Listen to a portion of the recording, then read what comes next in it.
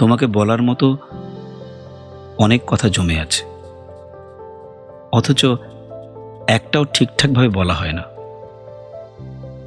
তোমার সামনে এলেই সব এলোমেলো হয়ে যায়, কথাগুলো হারিয়ে যায় কোথাও।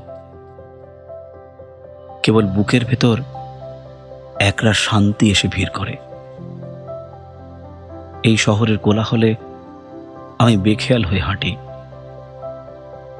কিন্তু তোমার উপস্থিতি যেন এক চিলতে নীরবতা, যেখানে সবকিছু থেমে যায়, সময়ও।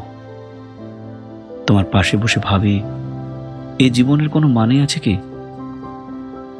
তোমার হাসিতে মনে হয় এই মুহূর্তটাই যথেষ্ট।